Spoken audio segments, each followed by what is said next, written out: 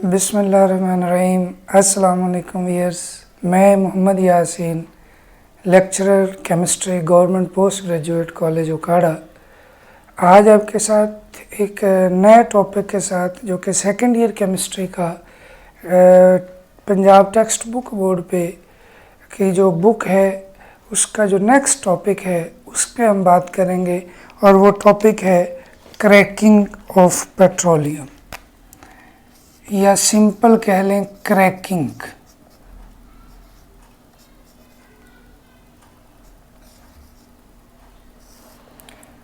जी, cracking, crack करना, टूटना, उससे ये वर्ड निकला है। अक्सर हम सुनते हैं कि ये जो है वो हड्डी क्रैक हो गई है, कि वो टूट गई है। एक्चुअली इसकी हमें ज़रूरत क्यों पेश आई और ये हम किस मकसद के लिए करते हैं, थोड़ा सा हमें उसमें जाना पड़ेगा। आपको याद होगा लास्ट जो वीडियो थी उसमें हमने बात की थी फ्रैक्शनल डिस्टिलेशन ऑफ पेट्रोलियम, जिसमें हमने पेट्रोलियम जो ज़मीन से निकाला गया उसके अंदर जो फ्रैक्शंस होते हैं उनको डिस्टिलेशन से, उनको उनके बॉइलिंग पॉइंट के लिहाज से हमने सेपरेट किया, और उसके अंदर जो जो पार्ट भी थे हमने उनको अलग किया, उन फ्रैक्शंस को अलग किया, और उन फ्रैक्शंस की प्रॉपर्टीज़ के लिहाज से, उसकी नेचर के लिहाज से हम उसको मुख्तलिफ जो है वो फील्ड में मुख्तलिफ मकासद के लिए इस्तेमाल करते हैं। फ्यूल के लिए हम ज़्यादातर इस्तेमाल करते हैं। इसके अलावा raw material for manufacturing of other products, उनके लिए भी हम इसको यूज़ करते हैं। तो उसमें से एक पोर्शन ये भी था, एक फ्रैक्शन था गैसोलीन। गैसोलीन जो आम, अगर आप देखें हमारे यहाँ बाज़ दफ़ा पेट्रोल पंप पे पेट्रोल डलवाने जाएं तो वहाँ लिखा होता है गैसोलीन, कहीं किसी ने लिखा होता है पेट्रोल, किसी ने लिखा होता है हाई ऑक्टेन। तो एक्चुअली वो जो पेट्रोल हम अपनी बाइक्स में या गाड़ियों में डलवाते हैं वो ये गैसोलीन होता है। और आप देख लें कि हमारे यहाँ उसकी कंजम्पशन कितनी है, कितना डेली यूज़ हो रहा है। आप पेट्रोल पंप पे जाके उसके रश से अंदाज़ा लगा सकते हैं कि कितना ज़्यादा जो है उसका यूज़ है। लेकिन जब हम उसकी सोर्स की बात करते हैं कि जब हम पेट्रोलियम से उसको निकालते हैं तो वो जस्ट उसके अंदर 20% गैसोलीन होता है। मतलब ये कि जितना मटेरियल वो लिया गया जिसकी फ्रैक्शनल डिस्टिलेशन की, उसमें से 20% जो है वो गैसोलीन मिलता है। लेकिन ये गैसोलीन हमारी डिमांड पूरी नहीं कर सकता, हमारी रिक्वायरमेंट पूरी नहीं करता। अब ये ऐसे कह लें कि जो फ्रैक्शनल डिस्टिलेशन से लिया जाने वाला गैसोलीन है वो हमारी डिमांड से बहुत कम है। अब वो डिमांड हमने पूरी करनी है, कैसे करनी है? क्या होता है कि इसके अंदर कार्बन की एक ख़ास रेंज है। आमतौर पे हम कार्बन 7 टू कार्बन 8 लेते हैं, मतलब कार्बन 7 वाले कंपाउंड हेप्टेन है, कार्बन 18 वाले जो हैं वो आइसोऑक्टेन है। ठीक है, उसके अंदर ये जो बुक पे एक टेबल बना हुआ है इस टॉपिक से पिछले टॉपिक पे, उसमें इसकी फ्रैक्शन लिखी हुई भी है। तो ज़्यादातर उसके अंदर इतने कार्बन वाले कंपाउंड होते हैं। हमें इसकी डिमांड है, कार्बन 7 कार्बन 8 वाला कंपाउंड जो है वो हमारे लिए सूटेबल है, हम उसको यूज़ कर सकते हैं अपनी जो है वो इस गैसोलीन के तौर पर, पेट्रोल के तौर पर। अब हम क्या करते हैं कि कुछ इसमें से हायर हाइड्रोकार्बन, जिसमें कार्बन की तादाद इससे ज़्यादा हो, कार्बन 12 हो, 13 हो, 14 हो, 15, 16 सो ऑन, कैरोसिन ऑयल वगैरह है या गैस ऑयल वगैरह है, इसके नेक्स्ट जो फ्रैक्शन है जिसमें कार्बन की तादाद इससे ज़्यादा होती है, हम उस चेन को तोड़ सकते हैं और उससे इतने कार्बन वाला जो कंपाउंड है वो बना सकते हैं। अब हमने क्या करना है, उस बड़ी सी चेन को तोड़ना है। मसलन आपके पास ये इतनी बड़ी चेन है, अगर आप इसको ब्रेक डाउन करते हैं, ठीक है, तो आप क्या करते हैं, आप इसको यहां से भी तोड़ सकते हैं, आप इसको यहां से भी तोड़ सकते हैं। आपके पास डिफरेंट नंबर ऑफ कार्बन वाले जो प्रोडक्ट हैं वो हासिल हो सकते हैं। मसलन आप इसको अगर यहां से तोड़ते हैं तो ये 2 कार्बन वाला होगा C2, यहां से इसको तोड़ें तो ये C5 वाला, इसको ये अलग हो जाएगा तो ये C3 वाला। मतलब एक चेन हमने तोड़ी जिसमें कार्बन कितने थे, 1 2 3 4 5 6 7 8 9 10 कार्बन वाला एक ही मॉलिक्यूल था, एक ही किस्म का कंपाउंड था। जब हमने उसकी ब्रेक डाउन की है तो हमारे पास 3 किस्म के कंपाउंड हासिल हुए। कार्बन 2 वाला, मतलब 2 कार्बन उसके अंदर है, कार्बन 5 वाला और कार्बन 3 वाला। अब कौन सा है, क्या हमें 2 वाले ही चाहिए, क्या हमें 3 वाला चाहिए, या ये 5 वाला है, तो अब क्या हम इसको 4 के 2 पीस कर सकते हैं। तो ये किस तरह से हमने तोड़ना है, हमारी रिक्वायरमेंट क्या है, कितना कार्बन जो है वो हमें चाहिए, कितने कार्बन वाली चेन चाहिए, उसके लिहाज से हम इसकी कंडीशंस को वेरी कर सकते हैं कि हमने जो इसको ब्रेक डाउन करना है उसके लिए हमें कुछ टेम्परेचर चाहिए होगा। समटाइम हम कैटालिस्ट यूज करते हैं, स्टीम यूज करते हैं, तो वो किस टेम्परेचर पर किस कंडीशन में हो रहा है उसके लिहाज से हमारा प्रोडक्ट जो होगा वो चेंज हो सकता है। आप देखें जो हमारा क्रैकिंग का एक जो है वो दी गई है, एक इक्वेशन भी दी गई है कि कार्बन 16 H34 है। ये जो है ये चेंज होता है जी कार्बन 7H16 में। इसके अलावा C2H4 प्रोडक्ट भी इससे हासिल हो सकता है, C3H6 भी हो सकता है। ये दोनों जो है ये अल्कीन है, अनसैचुरेटेड है, ये जो है ये अल्केन है। हम इसकी नेक्स्ट जो है वो डिटेल में जाएंगे, हम बात करेंगे कि अनसैचुरेटेड और सैचुरेटेड क्या है।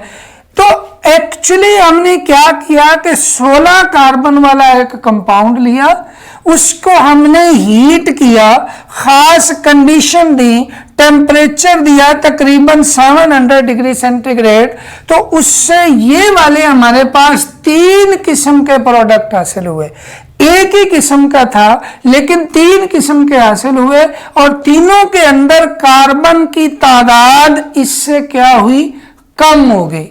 लिहाजा यहां से ही हम इसकी डेफिनेशन पे आते हैं कि क्रैकिंग है क्या। एक्चुअली एक प्रोसेस है जिसके अंदर क्या होता है, हायर हाइड्रोकार्बन जिनके मेल्टिंग बॉइलिंग पॉइंट जो है वो ज्यादा होते हैं, हाई मेल्टिंग पॉइंट होते हैं, हाई बॉइलिंग पॉइंट होते हैं, उनको कन्वर्ट किया जाता है लोअर हाइड्रोकार्बन में, और इनके मेल्टिंग बॉइलिंग पॉइंट जो हैं वो कम होते हैं। इस प्रोसेस को बोलते हैं क्रैकिंग या पायरोलिसिस। तो क्रैकिंग प्रोसेस, एक शॉर्ट क्वेश्चन अलग से पूछा जा सकता है, व्हाट इज क्रैकिंग। आपने डेफिनेशन लिखनी है, the breakdown of higher hydrocarbon having high melting boiling point into lower hydrocarbon having low melting boiling point is called cracking। और उसके साथ ये वाली एक इक्वेशन भी लिखेंगे, फिर आपको ये एक 2 नंबर का जो है वो शॉर्ट क्वेश्चन पूरा होता है। यहां तक तो था कि ये हम कैसे करते हैं। अब एक और चीज, ये जो क्रैकिंग प्रोसेस है इसके जरिए एक तो हमारा रिक्वायर्ड प्रोडक्ट जो होता है वो हमें मिल रहा होता है। रिक्वायर्ड प्रोडक्ट का क्या मतलब है, सपोज हम चाह रहे थे जी कार्बन 7 वाला हमें एक कंपाउंड चाहिए, तो हमने इसको लेके ये तो हासिल कर लिया, लेकिन इसके साथ बाई प्रोडक्ट के तौर पर और भी चीजें बन गई। अब ये जो बाकी की चीजें हैं इनको फर्दर यूज किया जाता है। आप देखें जितनी हमारी ऑर्गेनिक इंडस्ट्री है उसमें मैन्युफैक्चरिंग जो है जितनी भी है, कोई पॉलीमर बनाए जा रहे हैं, कोई जो है वो नायलॉन वगैरह बनाया जा रहा है, सिंथेटिक रबर बनाए जा रही है, ड्रग्स बनाए जा रहे हैं, ठीक है, पेस्टिसाइड्स हैं, ठीक है, मेडिसिन हैं। तो हम इनको, जो हमारे पास ये रॉ मटेरियल हायर हाइड्रोकार्बन होते हैं, उनको, उनकी क्रैकिंग करके हम जो है वो ये वाले इस तरह के प्रोडक्ट हासिल करते हैं, और उनके प्रॉपर्टीज़ की बेस पे उनको फिर फर्दर मुख्तलिफ इंडस्ट्री में मुख्तलिफ जो है उनकी प्रॉपर्टीज़ की बेस पे मुख्तलिफ शोबों में हम उसको यूज़ कर लेते हैं। ये तो था क्रैकिंग के बारे में। अब आते हैं जी क्रैकिंग की टाइप्स।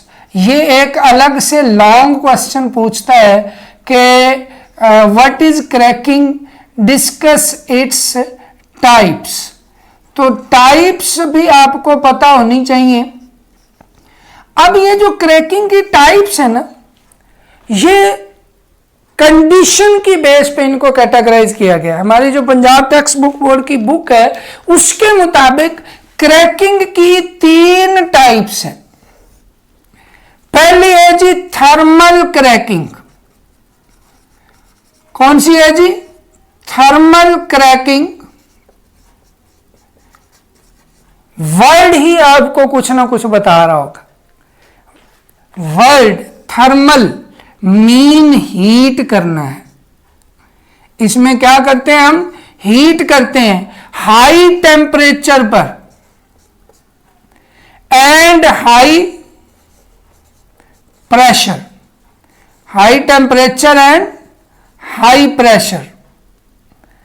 अब एक और चीज याद रखें, ये जो हीट करना होता है ना, जब भी हम इस ऑर्गेनिक जो कंपाउंड होते हैं इनको हीट करते हैं तो in the absence of air करना है। एयर की मौजूदगी में करेंगे तो क्या होगा? कंबस्चन हो जाएगी, और कंबस्चन होता है जल जाना। मतलब ये जो आपका जो मटेरियल होगा वो कार्बन डाइऑक्साइड और वाटर में चेंज हो जाएगा, उससे जो ये हमारा प्रोडक्ट है वो नहीं बनेगा। अब थर्मल क्रैकिंग में जो हमारे पास प्रोडक्ट होती है, जब हम हाई टेम्परेचर पर इसको हीट कर रहे होते हैं तो ये तकरीबन 500 से 1000 डिग्री सेंटीग्रेड तक हम इसको हीट अप करते हैं। इससे अनसैचुरेटेड हमारा जो प्रोडक्ट होता है ना, वो अनसैचुरेटेड हाइड्रोकार्बन हासिल होते हैं। अनसैचुरेटेड हाइड्रोकार्बन भी लोअर हाइड्रोकार्बन, जिसमें आप ये कह लें कि अल्कीन भी आएंगे एंड अल्काइंस भी आएंगे। अल्कीन्स कौन से होते हैं? जिनमें डबल बॉन्ड होता है। अल्काइंस होते हैं जिनमें ट्रिपल बॉन्ड होता है, कि उनके अंदर कहीं ना कहीं किसी न किसी जगह पे डबल बॉन्ड हो, चाहे वो एक हो चाहे वो एक से ज्यादा हो, तो वो अल्कीन्स, और अगर ट्रिपल बॉन्ड हो तो वो अल्काइन। इन दोनों को मजमूई तौर पर कहा जाता है अनसैचुरेटेड हाइड्रोकार्बन। ठीक है, तो जब हम थर्मल क्रैकिंग करेंगे, मतलब हमने क्या किया, वो कंपाउंड लिया, हायर हाइड्रोकार्बन लिया, उसको हमने कंटेनर में डाल के हाई टेम्परेचर और हाई प्रेशर पर in the absence of air हमने उसको हीट किया, और हीट करने पर हमारे पास जब वो चेन टूटी तो मोस्टली जो है हमारे पास ये प्रोडक्ट हासिल होंगे, डबल बॉन्ड वाले या ट्रिपल बॉन्ड वाले जो कंपाउंड है वो हमें हासिल होंगे, अनसैचुरेटेड हायर हाइड्रोकार्बन। अब दूसरा जो है वो है जी कैटालिटिक क्रैकिंग। जैसा कि नाम से जाहिर है, ये भी अपने आप को खुद ही एक्सप्लेन कर रही है, खुद ही बता रही है।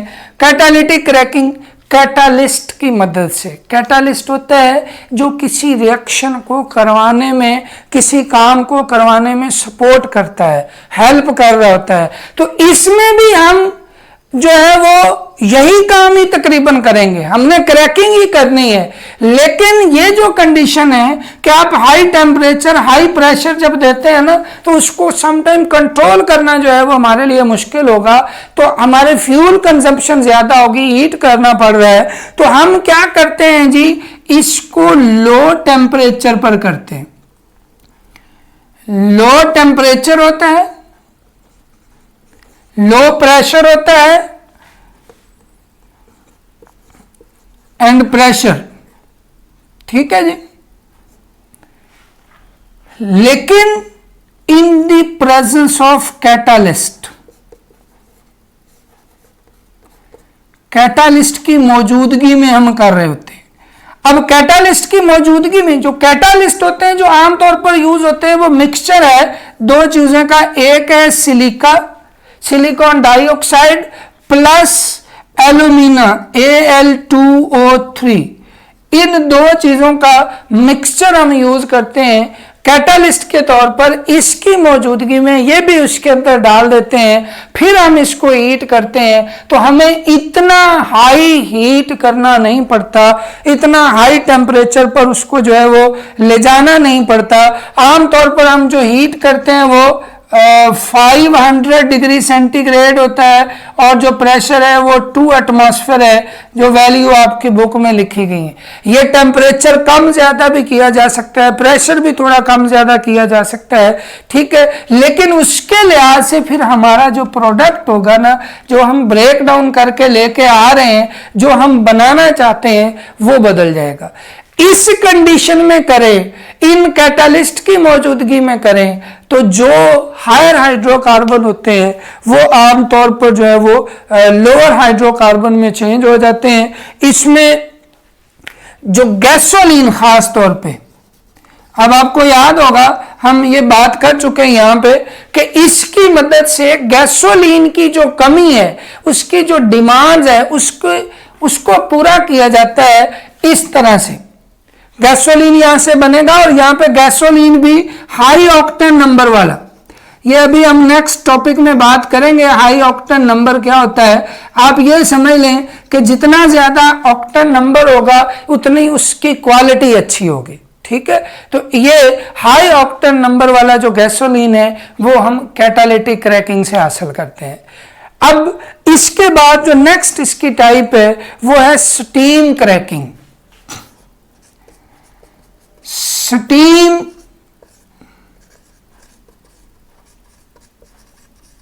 क्रैकिंग, स्टीम क्रैकिंग में क्या है, वर्ड ये खुद ही बता रहा है, स्टीम है, हीट किया जाता है। वेपर्स जो होते हैं ना हाइड्रोकार्बन के, जो वो जिसको हम ब्रेक डाउन करना चाहते हैं, उसको प्लस स्टीम। स्टीम का टेम्परेचर तकरीबन 900 डिग्री सेंटीग्रेड हाई टेम्परेचर होता है, और थोड़े से वक्त के लिए इनको मिक्स किया जाता है। तो ये हीट के सोर्स के तौर पर स्टीम के वेपर्स जब इनके साथ हायर हाइड्रोकार्बन जो है वो मिलते हैं, तो ये उसको हीट प्रोवाइड करते हैं और उसको तोड़ देते हैं, उसमें कार्बन की चेन को, और फिर उसको रैपिडली कूल किया जाता है। उसके जो प्रोडक्ट होंगे, जो फ्रैक्शंस होंगे, उनको जो है हम सेपरेट कर लेते हैं। अब याद रखें क्या करना है जी, हाइड्रोकार्बन के वेपर्स, हाइड्रोकार्बन जो हैं, जो हायर हाइड्रोकार्बन है, उनके वेपर्स लिए जाते हैं, स्टीम के साथ मिक्स किया जाता है, तो और इससे जो हमारा प्रोडक्ट बनता है वो अनसैचुरेटेड ही होते हैं, अनसैचुरेटेड लोअर हाइड्रोकार्बन। मतलब इसका आप ये कह लें कि इसके प्रोडक्ट जो हैं वो तकरीबन इससे मिलते जुलते हैं। इसमें बाकायदा नाम मेंशन है कि वो इथीन और प्रोपीन वगैरह हासिल होते हैं। इसमें सिंपली ये कहा गया है कि लोअर हाइड्रोकार्बन जो है वो हम इस तरीके से सेपरेट कर सकते हैं, उसकी क्रैकिंग करते हैं, फिर उसको सेपरेट कर लेते हैं। ये तो था क्रैकिंग के हवाले से। आपने तीनों चीज़ें जो हैं वो हेडिंग के साथ, मेन ये चीज़ें जो हैं उसके अंदर मेंशन होनी चाहिए, तब ये आपका एक पूरा जो है वो लॉन्ग क्वेश्चन बनता है। अब हम बात करेंगे नेक्स्ट, इसमें कुछ टर्म्स हैं जो इसी टॉपिक के साथ लिंक भी हैं उनका, जैसे अभी हमने ऑक्टेन नंबर की बात की, या एक और तरीका भी है, ये जो गैसोलीन की डिमांड है इसको पूरा करने का, या आप कह लें क्वालिटी ऑफ फ्यूल जो है उसको बेहतर करने का, थोड़ा सा उसकी तरफ आते हैं। क्वालिटी ऑफ फ्यूल जब भी आप कहेंगे तो आपके माइंड में कुछ क्वेश्चन आएंगे, क्वालिटी ऑफ फ्यूल से क्या मुराद है। या क्वालिटी फ्यूल क्या है। तो बेस हमने इसमें देखना है कि कौन सा फ्यूल ऐसा होगा जिसको हम कहेंगे कि ये फ्यूल ठीक नहीं है, ये गैसोलीन जो है या ये पेट्रोल ठीक नहीं है। अच्छा, एक स्केल यूज होता है इसकी क्वालिटी के लिहाज से, वो है ऑक्टेन नंबर।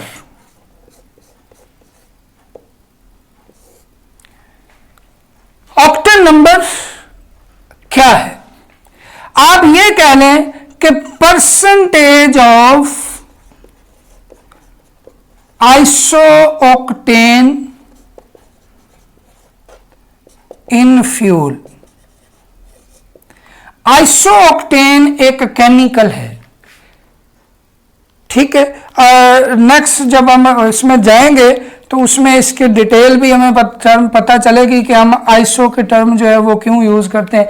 आप ये समझ लें ये कार्बन 8 वाला कंपाउंड है। कार्बन 8 है, हाइड्रोजन जो है उसमें 18 होते हैं। आइसो का मतलब ब्रांच है कि ये जो कार्बन 8 है, 8 के 8 कार्बन सीधी चेन में लगने की बजाय कुछ उसमें कार्बन जो है वो ब्रांच की शक्ल में लगे हुए होते हैं, तो इसलिए इसका नाम है आइसोऑक्टेन। वैसे इसको सिंपल ऑक्टेन भी कहा जाता है, लेकिन इसकी जो स्ट्रक्चर होती है उसके लिहाज से हम ये टर्म इस्तेमाल करते हैं आइसोऑक्टेन की। अब आइसोऑक्टेन जो है ये हमारे फ्यूल के अंदर कितना है, उसकी परसेंटेज क्या है, उसके लिहाज से ऑक्टेन नंबर जो है वो डिसाइड होता है। अब ये भी कह लें कि फ्यूल के अंदर एक और चीज भी होती है, हेप्टेन, 7 कार्बन वाला। जैसे अभी मैंने बात की थी गैसोलीन में कार्बन 7 होता है, कार्बन 8 होता है, तो ये हेप्टेन भी होता है उसके अंदर। तो हेप्टेन और आइसोऑक्टेन ये एक मिक्सचर है जो हमारे पेट्रोल और गैसोलीन के तौर पर यूज हो रहा है, उसके अंदर ये कितने परसेंट है ये कहलाता है ऑक्टेन नंबर। आप इसको इस तरह से भी बात कर सकते हैं, या आप ये कह सकते हैं कि जो फ्यूल की क्वालिटी होती है, मतलब ये हुआ कि जितना ऑक्टेन नंबर अच्छा होगा उतना वो अच्छी क्वालिटी का फ्यूल होता है, ठीक है। और ऑक्टेन नंबर कम होता जाएगा तो क्वालिटी ऑफ फ्यूल जो है वो भी कम होती जाएगी। इसका मतलब क्या है, क्वालिटी कैसे हम चेक करेंगे? एक्चुअली एक टर्म यूज होती है नॉकिंग, KNOCKING, नॉकिंग। जब हम फ्यूल इंजन के अंदर जाता है, आपको याद होगा एक पॉइंट होता है, ये सपोज ये एक पॉइंट है, इसमें एक तरफ से जो है वो करंट आ रहा होता है, पॉजिटिव नेगेटिव। जैसे हमारे मोटरसाइकिल में प्लग होता है वो करंट देता है। आप अक्सर देखें आपके किक लगा रहे होते हैं, मोटरसाइकिल स्टार्ट नहीं हो रही, तो आप कहते हैं जी इसका प्लग साफ करो, इट्स मीन ये करंट नहीं दे रहा होता, ठीक है। एक तरफ से जो है वो आ रहा होता है जी ऑक्सीजन O2, जिसकी मदद से कंबस्चन होनी है, और तीसरी तरफ से आ रहा होता है फ्यूल। फ्यूल जो आपका पेट्रोल होगा वो। अब होता यह कि बाज दफा इस टारगेट पे जाके कंबस्चन होनी है, ये उनका टारगेट है कि सेम टाइम में ऑक्सीजन भी आएगी, सेम टाइम में करंट भी इधर से आएगा, सेम टाइम में फ्यूल भी इधर से आएगा, और यहां पे ये जलेगा, और जलने के बाद इसकी एक साइड पे वो पिस्टन वगैरह लगा होता है जो वो मूव कर रहा होता है, वो आगे जो है व्हील के साथ या आगे उसकी जो भी इंजीनियरिंग होती है उसके मुताबिक। अब ये पिस्टन आगे पीछे मूव करता है, इसकी वजह से जब ये चलता है प्रेशर पड़ता है, ये इधर को आएगा, आगे वो व्हील को घुमा देगा, ठीक है। ये फिर वापस जाएगा, फिर दूसरी दफा जब बर्निंग होगी फिर ये पीछे को आएगा और ये फिर उसको घुमाएगा। इस तरह से आप देखते हैं कि जो आमतौर पे जब चीजें स्टार्ट होती हैं तो उनमें ब्रेक होता है, ब्रेक होता है का आवाज, जैसे ट्रैक्टर की आवाज है या गाड़ी की आवाज है, तो उसमें एकदम ज्यादा आवाज होती है, फिर स्लो होती है, फिर ज्यादा, लेकिन वो इतनी फ्रीक्वेंसी में होती है कि हम उसको फील नहीं कर पाते सेपरेट, लेकिन स्टार्ट में हमें थोड़ा आइडिया हो जाता है। अब देखें यहां पे कंबस्टन होनी है, असल टारगेट ये है, यहीं पे करंट भी आएगा और यहीं पे ऑक्सीजन भी, यहीं पे फ्यूल भी। लेकिन अगर फ्यूल हमारा अच्छी क्वालिटी का ना हो तो इसमें यहां पहुंचने से पहले ही उसकी कंबस्टन शुरू हो जाती। मतलब आप यहां पे कह लें कि वो यहां पे कहीं उसकी कंबस्टन हो जाए ऊपर वाले पार्ट में, तो यहां पे कंबस्टन की वजह से आवाज पैदा होगी और उस आवाज को बोलते हैं knocking, metallic sound produced due to low quality of fuel. अब लो क्वालिटी ऑफ फ्यूल का क्या मतलब है और हाई क्वालिटी ऑफ फ्यूल का क्या मतलब है? एक तो ये हमारे पास स्केल समझ लें कि आप नॉकिंग की बेस पे कहेंगे कि ये फ्यूल अच्छा है, मतलब जिसमें नॉकिंग नहीं होती वो अच्छा फ्यूल है, जिसमें होती है वो बैड क्वालिटी का फ्यूल है। अब नॉकिंग किसमें होती है किसमें नहीं होती, उसके लिए ये चीज तय करता है आइसो ऑक्टेन। अगर प्योरली आइसो ऑक्टेन लिया जाए कि इसके अंदर कोई दूसरी चीज ना हो, एक्सपेरिमेंट किए गए कई सारे कि प्योरली आइसो ऑक्टेन लेके इसको इंट्रोड्यूस करवाया गया इसमें, तो नॉकिंग प्रोड्यूस नहीं हुई। और अगर उसमें ये आ गया तो उसमें नॉकिंग प्रोड्यूस होना शुरू होगी। अब जितनी हम इसकी परसेंटेज बढ़ाते जाते हैं नॉकिंग ज्यादा होती जाती है। तो इट्स मीन ये पता चला कि जो आइसो ऑक्टेन है ये एक्चुअली जितना ज्यादा होगा उतना वो अच्छा फ्यूल होगा और उसमें नॉकिंग नहीं होगी। आप इसको एंटी नॉकिंग फ्यूल भी कह लें, ठीक है। अब ये फ्यूल हमने दो तरह से बात कर ली, हेप्टेन और आइसो ऑक्टेन के लिहाज से। तो आइसो ऑक्टेन 100% हो तो हम कहते हैं उसका ऑक्टेन नंबर क्या होगा, 100 होगा, ठीक है। इट्स मीन जितनी परसेंटेज ज्यादा है इसका मतलब उतना आइसो ऑक्टेन ज्यादा है। तो जितना आइसो ऑक्टेन ज्यादा है उतना ज्यादा इसकी जो है वो क्वालिटी होगी, उसमें नॉकिंग प्रोड्यूस नहीं होगी। यही वजह है कि ऑक्टेन नंबर से हम नॉकिंग को रिलेट कर सकते हैं। जितना ज्यादा ऑक्टेन नंबर होगा उतना जो है उसमें नॉकिंग प्रोड्यूस नहीं होगी, वो अच्छी क्वालिटी का फ्यूल होगा। इसीलिए बाद पेट्रोल पंप पे लिखा होता है हाई ऑक्टेन, मतलब ये कि उसके अंदर ये चीज की परसेंटेज ज्यादा है, ये परसेंटेज ज्यादा है, तो ये नॉकिंग प्रोड्यूस नहीं करेगा और ये इंजन को अफेक्ट नहीं करेगा। इसकी वजह से इंजन जो है वो भी अफेक्ट होता है। अब हम इसकी नॉकिंग को खत्म कैसे कर सकते हैं? अब जैसे हमने शुरू में बात की गैसोलीन इतना सा है, हमारी डिमांड ही नहीं पूरी होती, तो हम या हमारे पास ऑक्टेन मौजूद भी हो लेकिन वो एन ऑक्टेन हो, मसलन carbon CH3 CH2 CH2 CH2 है, CH2 CH2 CH3, 1 2 3 4 5 6 7, एक और ये 8, ये है G N octane. N octane क्यों है? एन लफ्ज उसके साथ ये वर्ड लिखा जाता है अल्फाबेट जो कि स्ट्रेट चेन में कार्बन लगे होते हैं, एक कार्बन के साथ दूसरा, उसके साथ तीसरा, उसके साथ चौथा, इसी तरह सीधे चेन में लगे हों तो उसके साथ एन लिखा जाता है। और मैंने आपको बताया कि अगर वो ब्रांच हो तो वो आइसोक्टेन है, मतलब ये एन ऑक्टेन है।